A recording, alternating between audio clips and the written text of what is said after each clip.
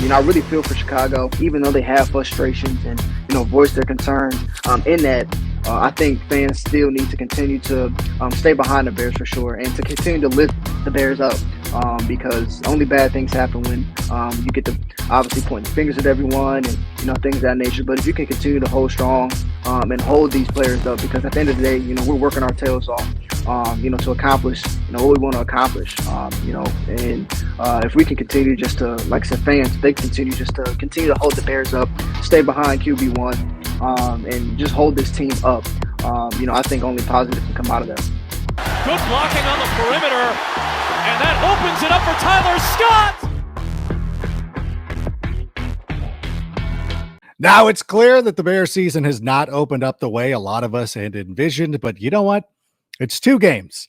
And last year, around this time, things were not, we started a little slowly. Before we took a trip to New England to face the Patriots, when everybody had written us off, and we had one of the greatest performances on Monday Night Football. We kept George Halas's record intact, at least for 1 week. And I am going to remain positive here as I bring on our guest, the guest of the hour, Tyler Scott, joining us here once again. Tyler, I know that when you were thinking about as a rookie, you wanted to play football. This probably isn't how you envisioned the season starting, but how are you as a human being holding up? Yeah, no, I'm holding up pretty good. Like you said, it's 2 games in. Definitely, like I said, my first rodeo, going through an NFL season, and just already starting off with, some adversity, year one. But no, I'm holding in good, and understanding too, like it is a long season, and we have a lot of football to be played. It's one of the things, we know about your story. We've got an opportunity to talk about you. You've talked about how you got to Cincinnati and how the Bearcats rose to prominence and everything like that. It feels like this is not unfamiliar territory with you, having to assume the underdog role. Are you now starting to embrace that? No, definitely. I think each week, I think each everyone's gonna write us off, no matter who we face. Obviously we haven't won a game, I think, since October of last year. Was it trade Yeah. deadline there? Chase Claypool said something interesting to me when we were in the locker room after the game, and he said, I haven't won a game, since I was a Chicago Bear, since being a Chicago Bear. And he's like, man, it's frustrating. And I was like, yeah, man. I was like, and it just kind of struck me. I was like, wow. I didn't, coming from his perspective, kind of realizing like, man, that's definitely a tough journey to go through. But definitely, each week, teams are, people are gonna write us off. But like I said, yes, you're right. I have had that familiar territory with being that type of underdog. And being counted out each week. But it's something that you have to definitely embrace and take full effect when when your time comes. And when I was at Cincinnati, that's something that Luke Fickell he really had us embrace, and he would always say the word "good." He was like, "Okay, they want us to lose this week, good." Or anytime any type of adversity would come, he would always use the word "good." He'd say, "Okay, good," and we would just attack it head on. So definitely taking, me personally, definitely taking that same mentality going into this season for sure. Working through different levels of adversity. You see, you talk about Chase Claypool there, it's great to hear. And it's not great to hear because we want Chase Claypool to be successful, but you love to hear that he's invested in it. He wants to win games. We listened to DJ Moore, recently say like, look, I plan on still making the playoffs with this team this season. When you met with the receivers, you guys were watching film on Monday. What was it like? What was the mood like? And what did you guys talk about? Yeah, I mean, we really can only control what we can control. When we go into those, positional meetings, it's all about, doing our 111, looking at, okay, what, in our position group, what can we do, to, fix the issue? What can we do? What jumps out on film, for us in our room, where we had a hand in the stirring pot that, ultimately helped, was a hand in us, helping us take a L. And so, when we're looking at different things, it's, our receivers coach Tyke would always say, take the butt out of it. So, something may happen, whether it's the offensive line, the quarterback, something may happen. We don't want it to be us. So you want to say, well, you know, offensive lineman got beat, but we ran the wrong route. So you're looking at those things and making sure that we're on point with our X's and O's and execution, and making sure that we're in the right place, and we're in our right spots, for the quarterback, so he can, make the proper reads and adjustments and things of that nature. It's one of the joys of playing for Chicago and playing for the Bears is that the fans love the team. Like, they love the team, and it's something that's passed down from generation to generation. I've told you about this. I've told you about my father, my grandfather, Yeah. but it's also a tough team. It's a tough thing about playing with Chicago because people care and everybody has opinions. Yeah. And now, unfortunately, back in the day when my dad was upset with the Bears, he would go down to the Union Hall and be grousing with his friends. But now you can take to social media. How are you guys combat? Because it's no secret. Like, people are out there, they're talking social media. There's a lot of noise. How do you guys defend against that? I know it's not easy. Like, listen, and I'll tell you this, like, I know it's not the same level, but I'm just telling you, like, I know that social media can be terrible. Sometimes I just have to turn it off and you're like, okay, like, it is what it is. I've made mistakes. I'm going to go on. How have you guys been able to handle that? Yeah, I mean, that's one of kind of the first things coming in to this league that some of the vets kind of talked about was, listen, social media. They're like, listen, you're gonna have to turn it off. Like, you're gonna have to definitely, silence it, get rid of it, whatever you got to do, because everyone's gonna have an opinion outside, and that's definitely something that you don't want to allow to clog your confidence, your head, your judgments, things of that nature, from all these outside factors coming in. But at the same time, a lot of those things are, just frustrations from fans and people that truly care about this team. And I really feel for Chicago. Obviously, I've only been here for 2 official games, but you could definitely sense the frustration. But also just the hunger, the want to just be playoff contenders. And that just shows that you have a fan base that truly cares about you. And in saying that, even though they have frustrations and voice their concerns, in that, I think fans still need to continue to stay behind the Bears for sure, and to continue to lift the Bears up.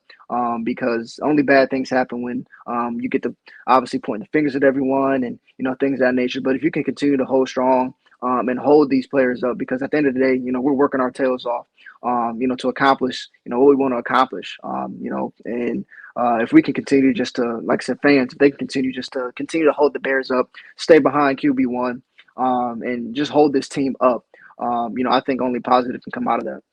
Yeah, how is Justin? I mean, obviously, when you're the quarterback of the team, you're going to get a lot of criticism. How's he been? How's he been over the last couple of days? Yeah, no, I mean, I don't know what it's like to, kind of experience some of the things that he's going through, being a quarterback, having the, pressures and, the things that he goes through. And, a lot of times people, when things are not going well, they point the finger at the quarterback, but ultimately it is a team game. And everyone has to do their job, and, you have plays where, I think once again, Chase mentioned it the other day. He talked about, 10 guys may do their job, but then, one guy may, miss his assignment or not do his job, which ultimately can affect the whole play. And so I think it's ultimately a team effort and a group effort. And so, just to kind of point everything on him or put the pressure on him, that's tough. That's tough to go through. Like I said, I don't know what that's like. But at the end of the day, his message has, been consistent. His mindset, coming into work every day and continue to try to get better each week has, been the same as far as just his message, and just as far as his way he just carries himself. And, I just think, like I said, as being a receiver, I just feel for him, in just this situation. So honestly, I'm doing the best that I can, to do my part in my 111th, I can, ultimately help him. Yeah, you've mentioned Chase twice, so it's encouraging to hear that it sounds like he's kind of taking a little bit of a leadership role with this team. Yeah, I mean, it gets a lot of bad, kind of rep within, I guess the media and just the outside world. But no, I mean, he's a guy that truly is passionate. He's so passionate about what he does, and I think also in that same manner, there's certain guys I think in the league that, even in the past, where it's looked at as, he's passionate, or another guy, he could do some of the similar things and is looked at as something that's kind of negative, or just kind of Yeah. demeaning to the team. And so I think with him, he's just so passionate about what he does, and he just wants to help the team as best as he can. And I know he got a lot of bad rap for his week one performance, but I think last week, this previous game, he played great. You look at the film, he had some mistakes. Whether on some of the screenplays where had a penalty where I think he was blocking on like a screenplay. But he just had that aggressiveness. He had that aggressive nature. He just had that edge to him. And I seen it pop out during camp. I think it was kind of midway during camp, and he had a day where he was all over the place, catching a ball, run after catch, blocking guys, pancaking guys on the ground. He's a guy that likes to talk to. So I mean, he was in his own element, and I seen that from him in that Tampa Bay game. May the numbers may not, may necessarily show that story. But when you go and watch the film, it was a huge improvement, and that's something that I told him after the game. I was like, man, way to step up and just continue to play hard. Play hard and play aggressive. And I just, like I said, just talking with him, his mindset has been really good, just as far as just making sure that he's doing his part and just kind of understanding what he needs to do. So I'm really encouraged for him. So. Yeah. And I know this is the fan in me talking because I've been a fan of Chase Claypool ever since he was at Notre Dame and all that stuff. The penalty that you just referred to, the referee probably, you could have kept the hanky in your pocket. Like, did he really need it? Like, I don't know. Like, these things are, yeah. I know when you slow things down, it looks worse than it is, but when you're watching a play, you know what it's like when something's like, oh, that's way early or whatever it is. Mm-hmm. Like, yeah. When they break it down, I'm like, oh gosh, guys, just let us play and let's see what happens. Mm-hmm. But you know what? In any event, what's in the past is in the past. Because like I said at the top of the show, and I remember last year, you're at Cincinnati still, but last year, right around similar, a little bit later in the season, but we had a game against the Commanders where things didn't go well. Justin drove us down to the end of the field. There was a pass to Darnell Mooney that there was a penalty not called. When I think of all the non-calls of the NFL this weekend, the one that was called there at the end of Tampa Bay kind of baffles me. But in any event, I'm not bitter. I will. But it felt like, when we were going up, I keep saying that to you. I'm embarrassed now. When we were going up to New England, like nobody gave us a chance. And it was a Monday night game. And I know this because I was working the Monday night show for the NFL Network, and everybody's like, Rank, are you going to be okay? Like, they had already slugged in. So I'll tell you this story. So last year, they had slugged in this story like, hey, like, when the Bears lose tonight, Bill Belichick will have passed George Halas for the all-time wins. So do you mind going up, like, wear some Bears gear and give a little speech about George Halas? And maybe if they win, it could be, I'm like, maybe if they win, I'm like, they're going to win.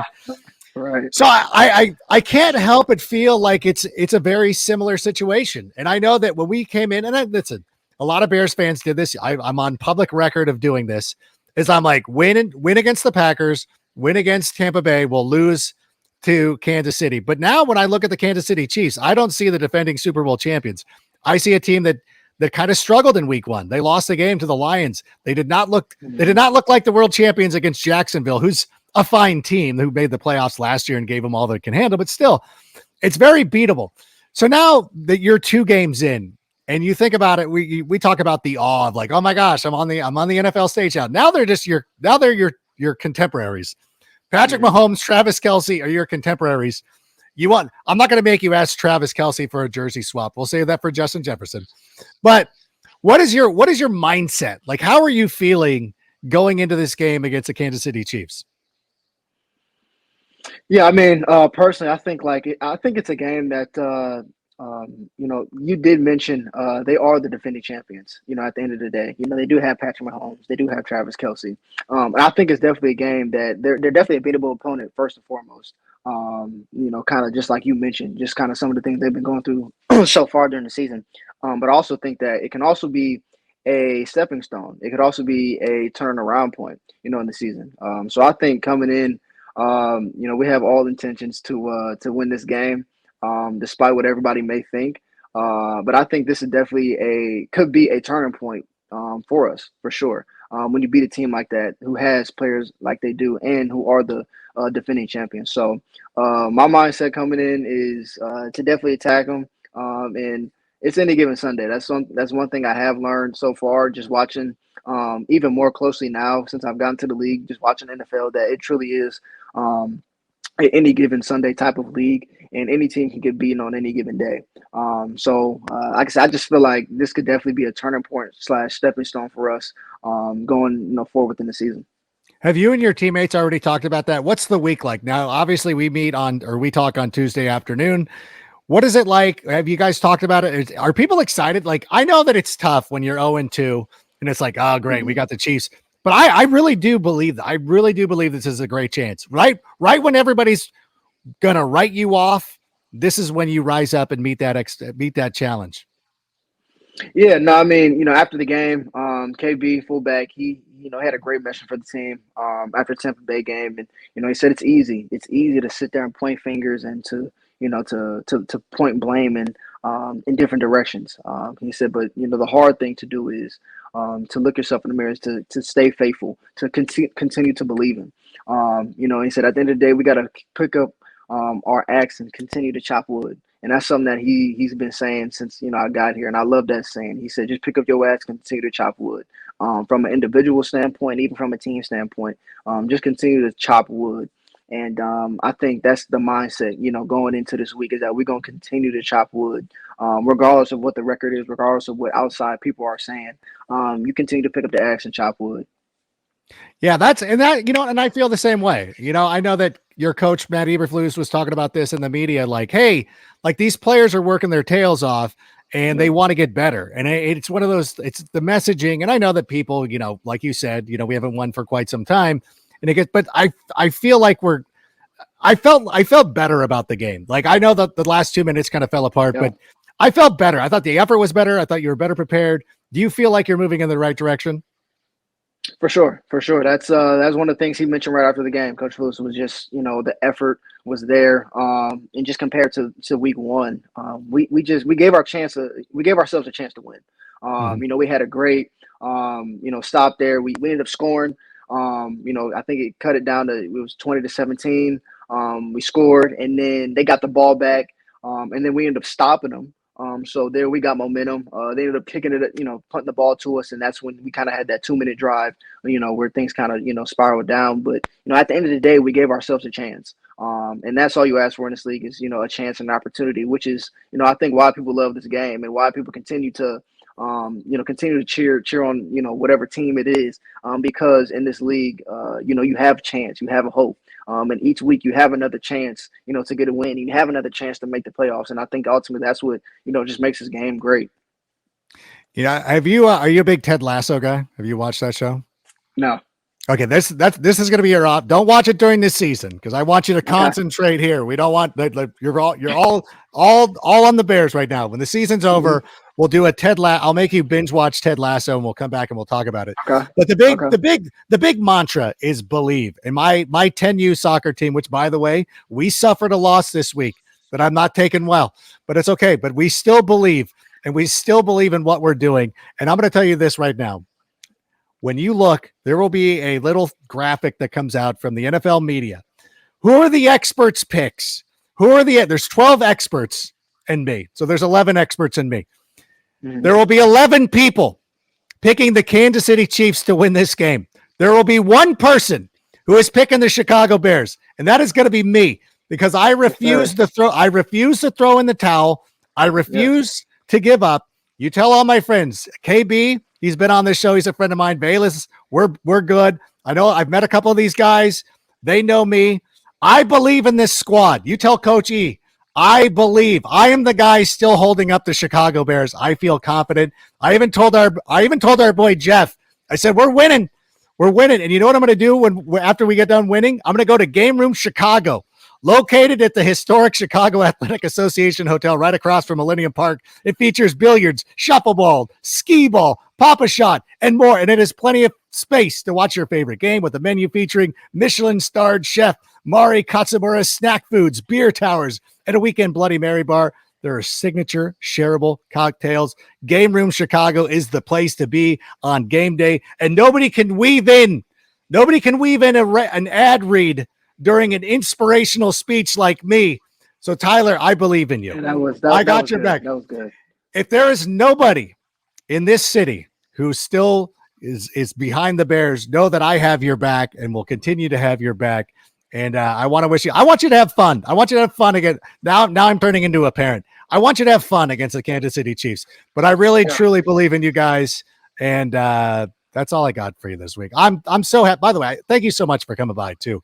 I know it's tough when you're 0-2, but the fact that you're still here, still willing to talk to the fans, it's awesome. Of course. No, I'm here. Like I said, I'm remaining faithful. I still believe. And I just ask the fans to do the same. All right. Well, there he is. He believes. I believe. It is going to be a great week 3. Everybody, listen, the tenor is going to be very different next week. When we're 1-2, we've knocked off the defending champions. It's going to be a great week. So, Tyler, thank you so much for being here. For Tyler Scott, I'm Adam Rank. This was the Tyler Scott Show. And Sammy, go ahead and play us out. And that's a wrap. Hope you don't miss us too much until next time. Follow the Sick Podcast with Adam Rank on YouTube, Instagram, Facebook, Google Play, and Apple Podcasts.